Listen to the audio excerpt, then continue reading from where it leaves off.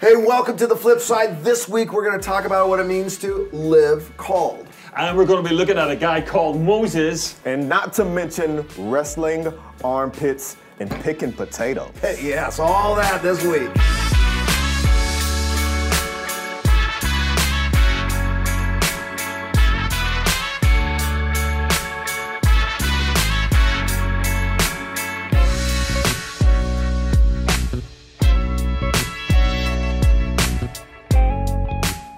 Welcome to The Flip Side. I'm Pastor Curt here with my good friend Andrew, how you doing, everybody? And we got back Jason Caine.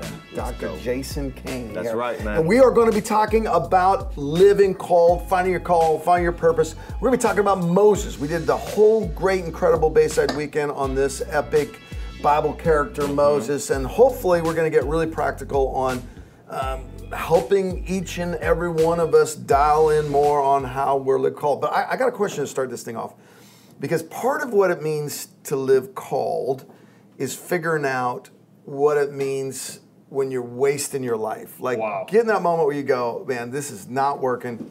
And thank you. Oh, yeah, I forgot. We almost missed the coffee moment. I'm so pumped for this episode. Almost forgot the coffee moment. Let's go. What do we got here, Dalton? It's Guatemalan with lavender, peach, and it's balanced. It's balanced. It's balanced. It's balanced? Is that like acidic and alkaline, or is it like it's not got a wacky theology? Yeah. That's very good. No, I will say this is not the K-cups you were serving us last week and passing off as Guatemalan. Wow. Oh, yeah. Is it fair trade? It's not fair trade. Yeah, that's good, because I think those fair trade guys over in Guatemala, I think they're keeping the good beans. I think there's some little farmer out there that is sensing the good beans and sending us the not great beans. You think so? Yeah. You think he started through that much? I had too much nasal spray in the 1980s to be able to tell the difference. Yeah. What does your cup say? Oh, yes. I got comedy on my cup this week, people. It's called Purgatory. It's a play on purgatory. Oh. Thanks for the anguish, prolonged period spent waiting for a fresh pot of coffee to be ready. Cue laugh track. That's genius. So, did you write that one yourself? No. Oh, okay. Jason, it's on the cup. I thought you had the cup made. Aren't you an artist? I didn't. No, not an artist. Okay. Stay with us, people. Stay with us. We're going to get to Moses right now. Okay. First of all, let me just ask you guys: have you ever gone through a period where you knew you were wasting your life? Let's have a little confession, a little vulnerability here. Yeah.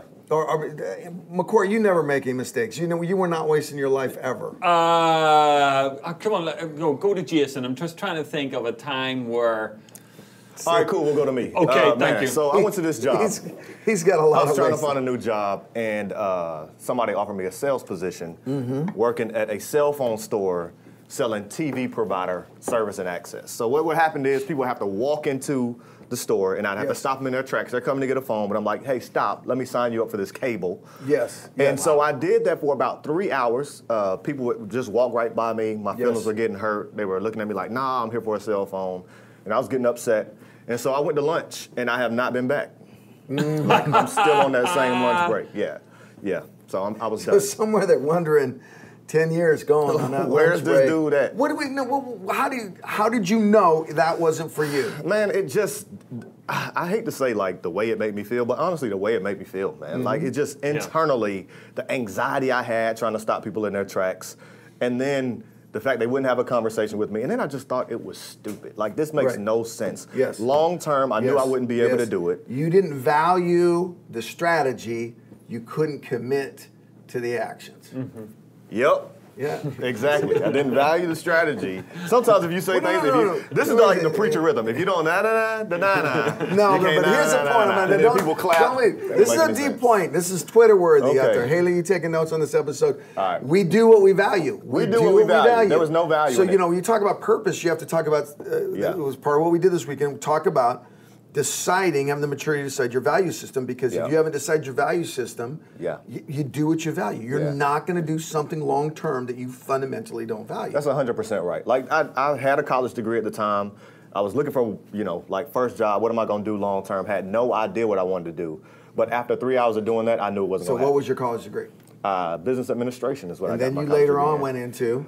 counseling and divinity. I got 2 master's degrees. So you have this counseling heart, and you're counseling people against their best interest to go into debt for something they don't need and they weren't looking for. That's right, man. It didn't really match your soul. Didn't match my value system. At the end of the day, I had to get out of it. Andrew, did you ever waste your life at all? Oh, well, I did some jobs in between jobs to raise money for college and all. The hardest job I ever did, worst job I ever did, was potato picking. Yeah, potato picking. Okay.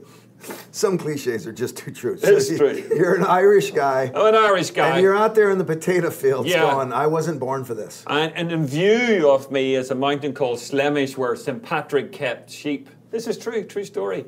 But no, he wasn't there. This is years later, obviously, when I was.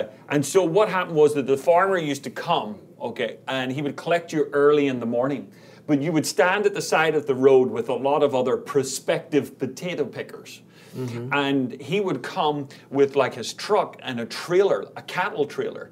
And he would look at you to go, who looked like they got the best potato picking arms and hands? And you would stand there and go, look at this, whoa, picking things up.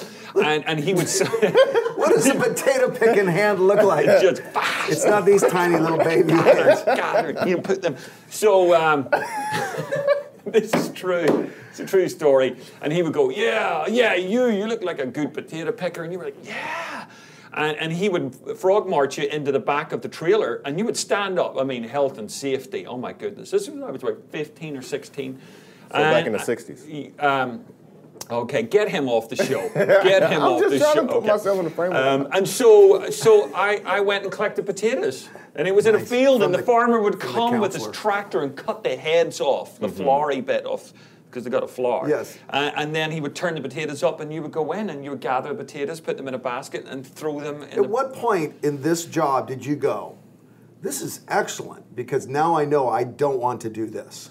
When I was standing with everyone else waiting for the farmer to come in before he even got to the field.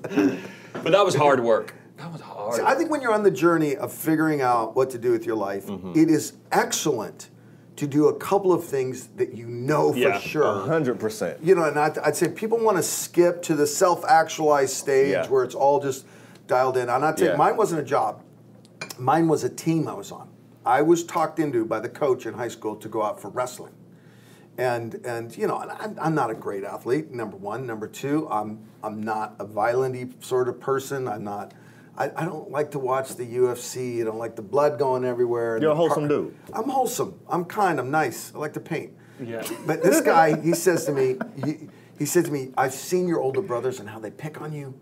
He said, you go out for the wrestling team and you'll be able to stand out for them. And so I believe it. On the first day of practice, we're in the locker room. He opens his cardboard box out and he takes out this skin-tight polyester singlet. Please tell me this is not on YouTube. This form-fitting.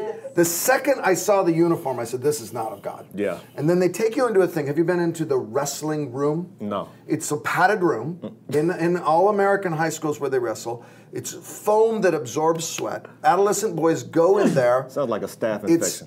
It's not well ventilated. And then a guy, usually his name is Mongo, he's proof of evolution. The coach is like, we're going to show you some moves. Mongo's going to show you these moves.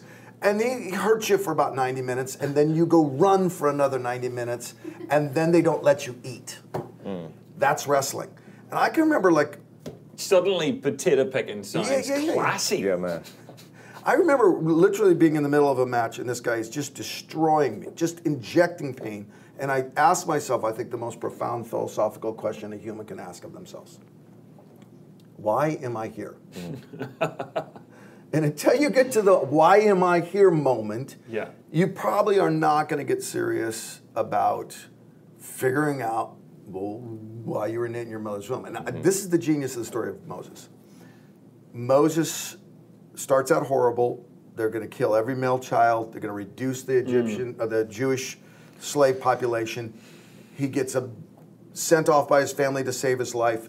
Then, seemingly turns for better, ends up in Pharaoh's court. He's an adopted son. He's the cute pet slave that they have around to make themselves feel good about all their slavery.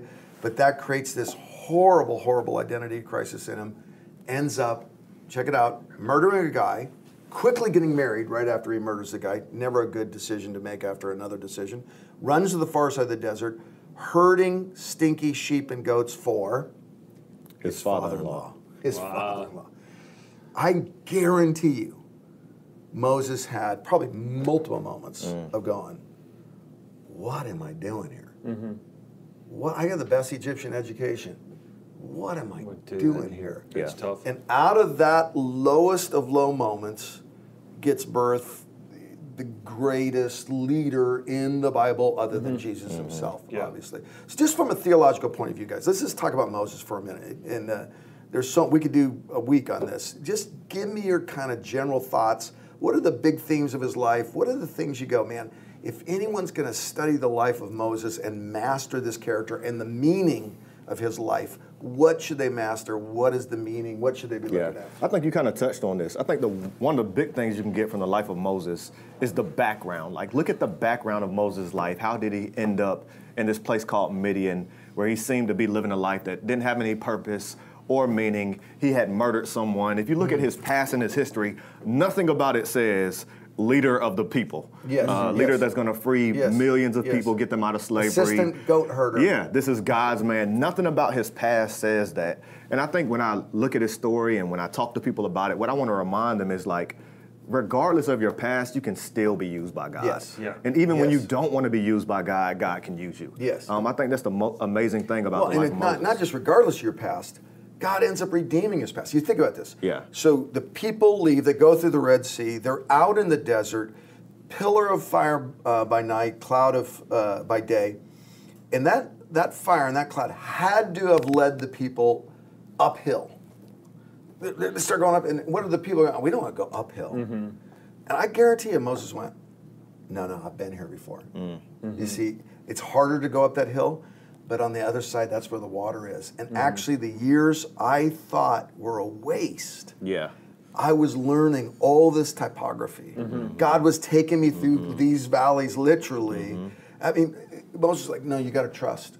I've been here before. And I think that's what God does with our past. Even the worst parts of it, you end up going, oh, no wonder. Like I was saying, my last job, I thought was the call of God in my life. It wasn't. It was preparation for this job.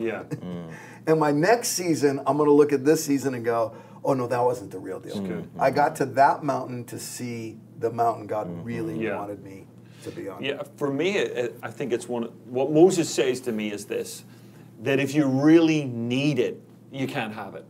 There was something in his life of where he knew he was a Hebrew. He felt, a massive obligation to his own people, but he thought he could help God. I think he was trying to find some significance. He got this great strategy. Like, there's 1 million Egyptians. Let's kill them one at a time and just bury one every day. Well, that's not going to work. And God says, I appreciate your help, but you're not ready yet for me to use you. And he said, so I'm just going to put you out in the backside of the desert. And ultimately then when God said, I think you're ready now, he said no. And it was like, oh, God went, that's amazing. I love it when you said no, because now you are ready. When you felt it was all yes before, you weren't ready for me. But now you're ready for me because it's no. And so I would say to some people in life, you don't always have to feel the most spiritual. You don't always have to feel like a mighty giant slayer. Sometimes it is when you don't feel ready is the moment that you actually are. That's what Moses says to me. I shared a passage of scripture that says that very thing in the message I preached. In 1 Corinthians, it says, brothers and sisters, think of what you were before you were called. Not many of you were wise by human standards. Not many of you were influential. Not many noble of birth. And it's that very thing that you're talking about. Like when God calls you, you don't have to have all the wisdom and the knowledge and the foresight and everything that you think you need. Like God calls the foolish things of the world, Paul says, to shame the wise or confound the wise. And I think he does that because he wants us to know, like, you're not doing this in your own strength. Like Moses, you're a phenomenal leader, but you're only a phenomenal leader because my hand was on you. And that's the principle that we have to learn from Moses. Well, there's a humbling and there's an overwhelmingness that develops. So, Abraham, walk in that direction. Take your adopted nephew with you. What's the plan? I'm not telling you at all. David, hey, brother, you're the scrawniest one with the least stature. You're the king. There's a repeated theme in the Bible, which is the theme of before you're qualified, I'm going to pronounce this over you. Mm-hmm. And then there's going to be some obstacles between my announcement of who you are and you becoming that person. And yeah, man, I think a lot of times what we see when we see people who are influential or who have been called, we see the end result, we see what they've become, but we miss the years of preparation that got them there. Yeah. Like Kobe Bryant, I saw listened to this podcast with him a few weeks back, and it talked about when he was a kid in middle school, didn't make any shots, was terrible, and he talked about the grind he had to get him to this place. But most people miss the grind. Like, you miss the hard work that happens behind the scenes. Yeah. 100%, yes. Yeah, and the doubting. I came across this from Gordon MacDonald, and he said, decades can be marked by some of the big questions of doubt. And he said, in our teens, we're asking, who am I? In our 20s, we're asking, do I matter? And that's a massive millennial question today. In our 30s, how do I do all this? I mean, I remember that when the kids were younger. How are we going to manage? And in the 40s, what a big question, is this it? In our 40s, is this it? I've worked, I used to be a dreamer in my 20s and my late teens. I used to stay up with my buddies late at night at college. We were going to change the world. And now I got a mortgage. And that's it. In your 40s, you realize what 20 years means. Yeah. Because when you're 20, you don't know what 20 years means. But when you're 40, now you go, wow, that didn't take very long. Yeah, it flies. I'm going to be wearing a diaper in 2 seconds. Then he says, in the 50s, you ask the question, can I keep going? 60s, am I obsolete? I talked to someone in their 60s the other day, and he said, the danger in your 60s is you can become invisible. You become invisible. The person that you used to be, you're no longer asked for your opinion. You're no longer in the game the way you used to be. I thought that was really powerful. And in your 70s, it is, was it worth it? Well, and he has no question for your 80s. But I'm sure there's hope in your 80s. There's another question in your 50s. Where is the bathroom? That's the one. I play golf with you. You ain't lying. Yeah. So you ain't 50. Are you? Oh, Brother Caine. 54, bro. Are you? Yeah. You look good, man. We'll have in a moment. But let me say this. I have another friend, and he was probably in his late 60s when he was asked this question. Phenomenal leader, great guy. I remember someone saying to him, if you were my age, that classic question, what would you do? And this is what he said. I thought it was a brilliant answer. He said, I would journey to purpose quicker. I would just journey to my purpose in life way quicker than what I did. And I did lots of things I was good at, but it wasn't necessarily my purpose. And I think living called, I got my Live Called wristband, everybody. I have my Live Called. We've been giving these away on the weekends, every Bayside campus. Jason, which one did you get, the black one or the white one? I got both of them, but I don't have either of them on. You're not wearing. I forgot. Your Live Called wristband. I apologize. Come on, church. Wow. Way to shun me. So I thought this guy was so good where he just said, I would journey to my purpose way, way quicker. And I know that there might be some people watching here and going, well, I feel that there's a massive purpose in my life, but I'm stuck in college or I'm stuck in this job. But I want to encourage you to, speak out what you are. I remember reading a book, and it's a great novel, and they were talking about these people that worked in a restaurant. This guy got a job in a restaurant, and it was in the Edinburgh part of Scotland, and he asked someone, he said, well, what are you? He said, well, I'm a waiter stroke artist. And he asked someone else, well, what are you? I'm a waiter stroke astronomer. And basically what they were saying is, this waiting job is not the real me. There's something bigger in me, and I'm going to be a painter, and I'm going to be an artist, I'm going to be a writer, I'm going to be, and so whatever you're doing, that's a really good thing. You know what, keep doing it because it's paying the bills, but there's another side of you, and I keep encouraging, lean into that side, take risks for that side, because there's a dream in it. And Andrew, wouldn't you agree, purpose is seasonal. So thinking about, I only have one purpose my whole life, I've got to get to that purpose when I'm at that purpose. I think that's part of the thing of going, if you're 60, 70, 80, going, you don't get a pass on going, well, I did my purpose for a long time and I did pretty good. If you're 10, 15, 20, you don't get a pass going, no, I'm not, I got to wait for the season. There is no sense that the body of Christ has these little these little gaps in it where people get an excuse. You're a part of the body of Christ. So I think we got to go right now. I love Bob Goff said something once. He said, don't think about having a career. Think about your careers. Yeah. Your vocations. Because I've been a lawyer, I've been a public speaker, I've been an international defender, an international representative, ambassador is the word I'm looking for. I want to kind of go, okay, God, as I'm teaching this to our people in this season, my main goal is to go, okay, sharpen me, Lord. Yeah, that's sharpen me. I was thinking about this the other day. We were even talking about this one meeting today, going, if I put everything I'm doing at Bayside honestly on the table and said, God, my only criteria is what are you calling me to? Yeah. What would I lay down that my ego wouldn't like? What would I pick up that my flesh wouldn't like? What would I stop doing? Because it's a great thing, but this isn't the season for Curt to be doing that. Yeah. Someone else needs to be doing that for a while. And I think everyone's got to think of this in a seasonal way. It's a living relationship with the Lord you're calling. Yeah. Not a title you get put on the door and you're done. Let me ask this question. How do you think you know when you're operating in purpose or living a life of purpose? How do you know when you're there? Because I think that's a question that people probably wrestle with. My go-to illustration on this is always the great Eric Liddell. Eric Liddell won an Olympic gold in the 400 meters in the 1924 Paris Olympics, and his life was made famous through the movie Chariots of Fire. And he was known as that's exactly it, along the beach with a white vest on. Okay. Can we cut that? Okay. He was just incredible. He was known as the Flying Scotsman, and he had a really funny running style, a really weird gait, but he was the fastest man on the planet. And this is what he said: God has made me fast, and when I run, I feel his pleasure. And I think there's just so much to that. I think there's just, when you know, how do you know that God has made you for something? When you do it, you feel his pleasure. When I run, I just feel pain. But when he ran, he felt the pleasure of God. And I remember one time sharing that in church back in Belfast. And a guy said, can I have lunch with you? And I said, yeah. And I knew the guy. He was a younger guy, similar age to me. And he said, I want to have lunch with you. And he was telling me about how he got a brand new job. And it was with one of the world famous airlines. And he was going to become the pilot of an Airbus A380. And that's the largest passenger carrying plane in the world, okay? So he's at the top of his game.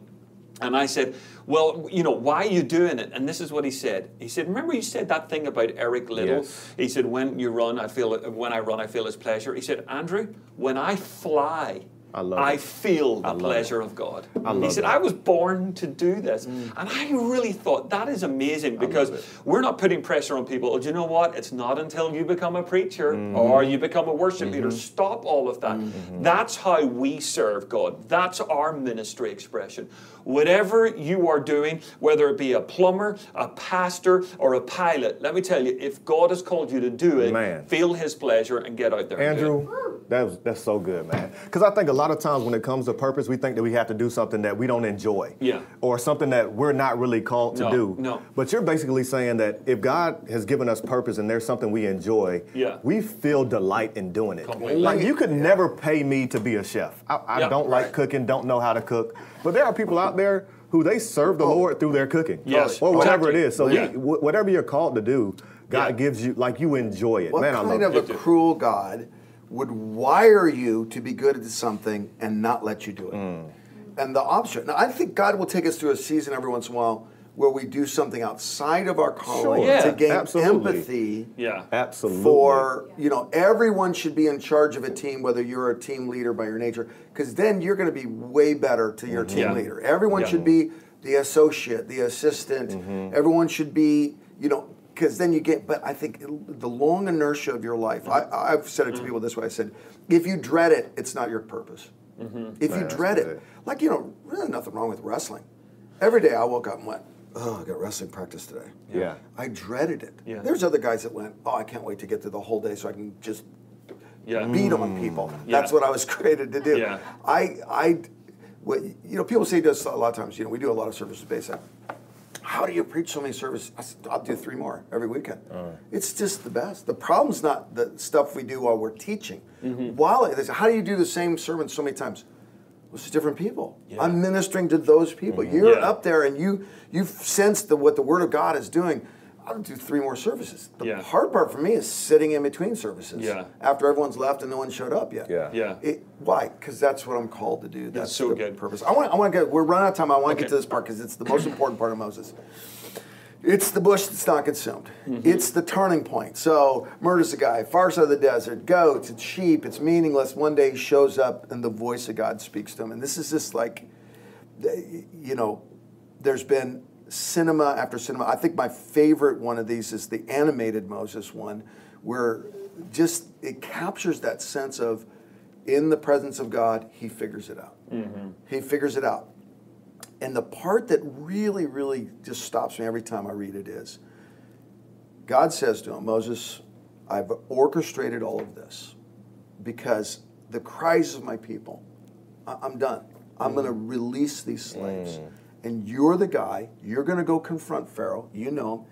And Moses doesn't say, it's what he doesn't say that just strikes me. He doesn't say Pharaoh's army's too big, Pharaoh's too irrational, he's too violent, he's too strong. Has too much authority, too many chariots, the technology of their spears. I got this sheep's staff. What Moses says is so deeply psychologically accurate. He says, I'm not the guy. I can't do it. And God gets furious at him. He says, I can't speak. I can't lead. I'm too nervous. It's his own internal insecurities that prevent him from and that's you and me. Like, I'm teaching this weekend, and I'm looking out and going, most people are listening to this, and they're going to go through this whole series. And it's probably true. People listening to this podcast right now, and they're thinking, this is great stuff for someone else. It's not really true that I'm a part of the body of Christ. It's not really true that my role is just as important. So many times, it's not Pharaoh. It's our own psychological hurdle of going, oh, God does know me and have a purpose for me. It's so true. Pastor Ray did this devotion. We were there for all of our campuses a few weeks ago, and he said this. It was so powerful. He said, what would happen if we stopped trying to build a platform and we start becoming a platform for someone else? In this moment, God gets furious at him, goes, how dare you tell me what you can't do? How dare you say you can't go do this? And by the way, you're kind of right, so I'm going to give you Aaron. And Aaron lifts him over this psychological barrier, and he becomes the guy. I'm just kind of going, it made me sit and think for like a couple of days going, who have been the Aarons in my life? And then the next best question, who do I need to be an Aaron to right now? Who I should have that list. It should be tapped. So you guys, just help me out this. Who's been an Aaron for you, or who created a platform for you, or who at a strategic moment gave you that courage to go, you know what, I am called. I do have a purpose. Oh, I thought you would go first, Andrew. Yeah, so, I am in ministry and I'm a pastor like you guys and preach. And it would be the pastors that gave me an opportunity to get in their pulpit and preach, which is, if you guys know, is a nervous thing to do, to let somebody else get into the pulpit. I was a 20-year-old guy named Bryant McCourt. I preached my first sermon at his church. Then I went on to another church, Elizabeth Baptist Church, large church. Easter came around, the pastor let me preach several times, but also on Easter.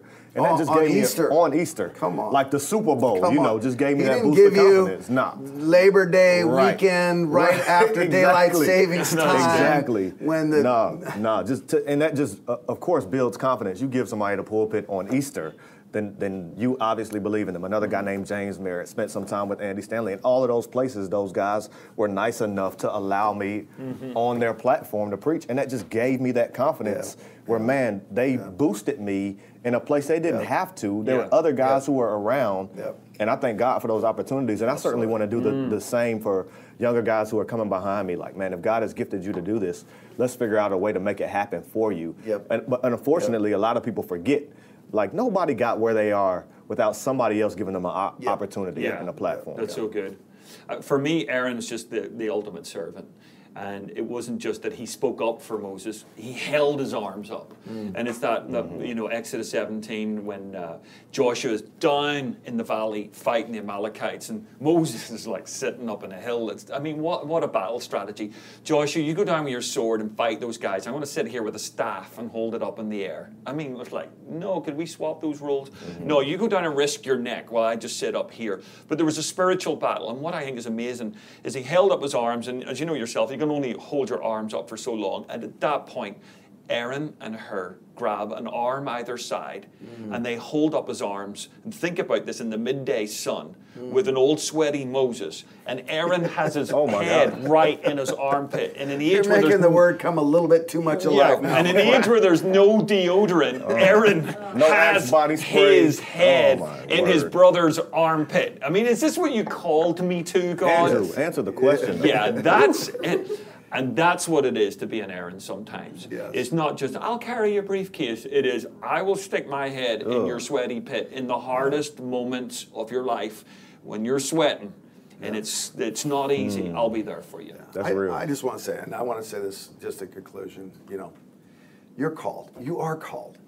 And I want to tell you, there's not a single person that hasn't had that moment where they said, no, it's not me. And I don't care. You take the most confident and fruitful leaders. You take the global leaders. You take every industry and every single vocation there is.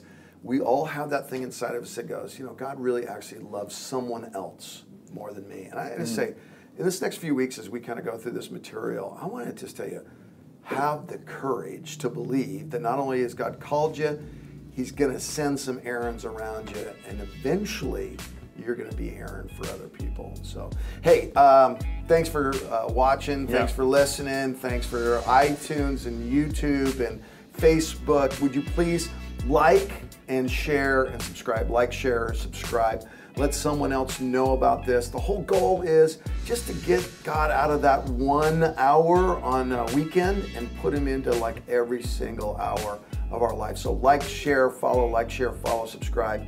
The flip side, thanks for joining us. Thank you.